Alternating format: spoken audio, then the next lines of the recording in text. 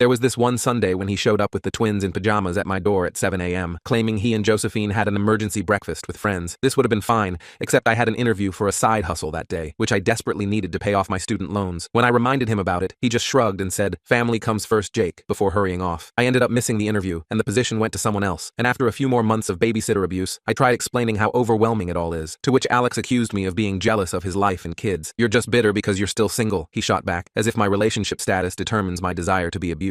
Last month, after a particularly exhausting weekend where the twins managed to spill juice all over my laptop, I decided to treat myself to a beach vacation. I found this small, modest resort in the Carolinas, perfect for a quiet getaway. When I mentioned it during our Sunday family dinner, Mom's eyes lit up. "Oh, that's perfect. We should all go together." Alex was already planning activities. In just seconds, my vacation became his childcare opportunity. Josephine was already on her phone looking up kid-friendly excursions, while Alex started telling the twins they'd get to spend a whole week with Uncle Jake at the beach. Not once did anyone ask if this was what I wanted. So that night, while lying in bed, I made a decision that would change everything. I booked a completely different resort on a small, secluded island. I told nobody about the change. Quietly, I arranged time off work, packed in secret, and made sure my emergency fund was accessible. I know it's dishonest, but I just couldn't take it anymore. They'll be at the airport, heading to different gates. They'll board their flight to the Carolinas while I fly to my own destination. I've turned off location sharing, and I'm prepared for the inevitable fallout. Yes, I know there will be drama. Yes, I know they'll be upset. But for the first time in my life, I'm putting myself first. For 32 years, I've been the reliable brother, the perfect son, the always available uncle. I've sacrificed my social life, my weekends, my own needs to meet my family's expectations. I've missed dating opportunities because I was always babysitting. I've turned down promotions that might interfere with family commitments. I've put my personal life on hold to be available whenever they need me. I'm not just escaping a vacation. I'm escaping a lifetime of being taken advantage of. I plan to use this as a turning point to establish clear boundaries with my family